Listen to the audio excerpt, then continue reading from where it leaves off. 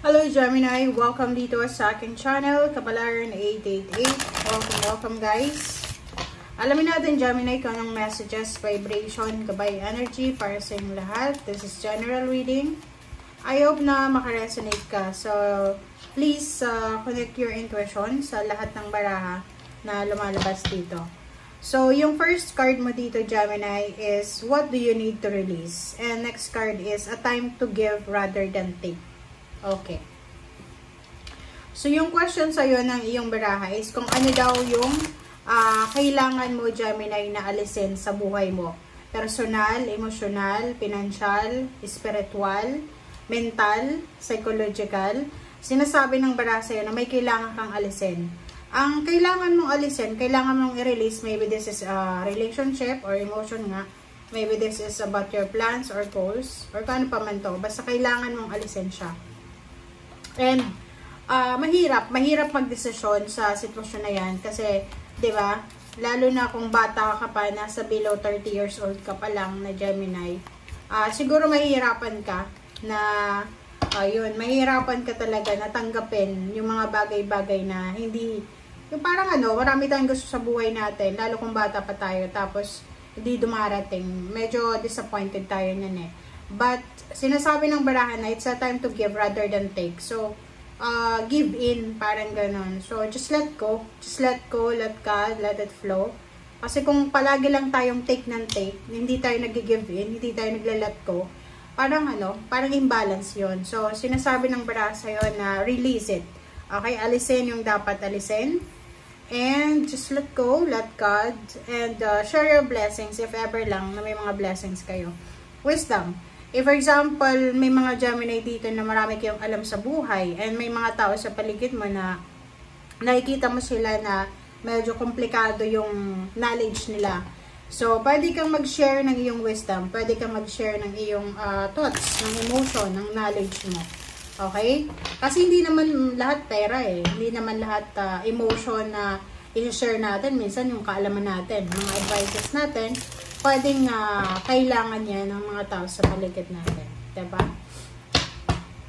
Alright. So, the Tower, Gemini. Next card is Zero the Fool. And Karma, Justice.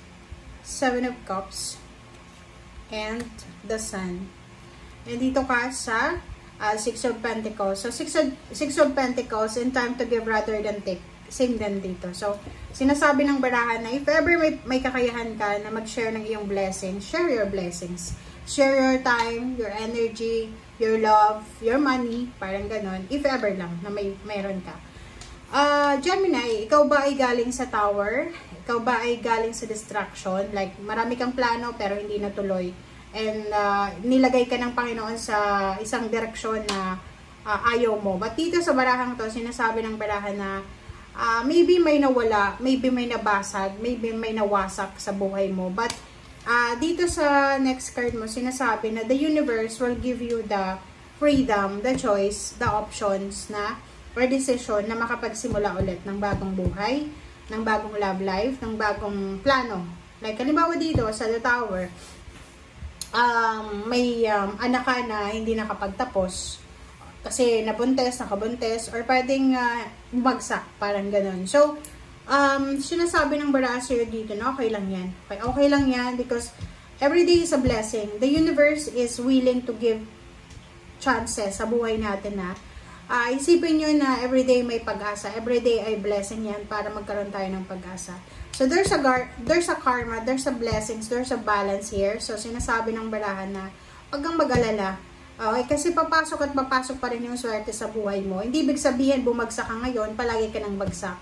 Okay, palagi kang babagsak kung hindi ka mag-move forward, kung palagi kang nag-stay sa kinababagsakan mo. But dito sa baraha mo, sinasabi na the universe will give you the karma, the good karma. So, huwag kang mag-alala. And like for example, contract, marami kang kumbaga tinake for granted na mga kontrata, trabaho, or anything na maganda na pwedeng pagkakitaan. But now, the universe will give you another chances or second chance or pwedeng 10th chance na to. So, Seven of Cups, sinasabi ng baraha na kailangan natin na tanggapin kung ano yung binibigay sa atin ng universe. And the Sun, sinasabi ng the Sun sa'yo dito na prepare yourself, Gemini. Okay, handa mo ang sarili mo because there's an exciting, happy moment, celebration, happy news, or happy celebration talaga na darating sa buhay mo in the near future. Alright? So, yun. So, hindi ibig sabihin na ngayon disappointed ka, ay hanggang dyan na lang. No. Ihanda mo ang sarili mo because the universe is giving you a surprise, new beginnings, a success, triumphant success, promotion, level up, upgrade, parang gano'n. So, ihanda mo ang sarili mo. Maybe new work, new career, new place of work, new business, new relationship. So, marami. Okay? Answered prayers.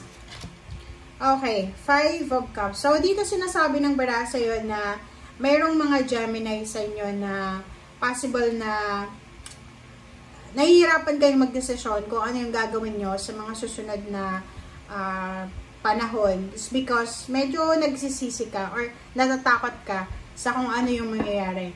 Nagka-trauma ka na ata eh. Diba? Like sa relationship, sa pera, sa trabaho or negosyo.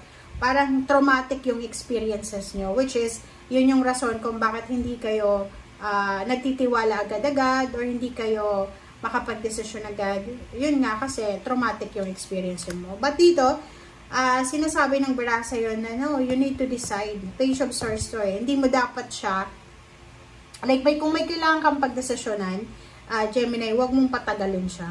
Okay? Wag mo siyang i-delay kasi yun na nga, maybe this is your third chances or third, fourth, or kung ano pa man. Kung papatagalin mo pa siya, di ba may kasabihan tayo yung mga matatanda na ang grasya hindi pinaghihintay. Di ba? Okay, so Warrior of Swords and the Justice. So, double justice tayo dito. So, maybe there's a double good karma, double contract, signing of contract documents, karmic blessings, karmic justice. Diba? So, sinasabi ng bara sa'yo dito na wag tayong anong tawag dito? Pa-chill-chill lang, Gemini. As soon as possible, kailangan mo magdesisyon. There's a balance here. Double balance, double security and prosperity. So, from Tower to Justice tayo. From imbalance to balance. So, ibig sabihin yan, ito yung isa sa pinakamagandang baraha na nakita ko sa lahat ng readings mo. Okay, Gemini? Congratulations in advance sa'yo kung ano man yan. Kung may kaso ka na kinakaharap, siguradong panalo ka. If you're waiting for a visa or anything na may papeles, sinasabi dito na approve, successful, it's a yes card. Thank you guys. Bye!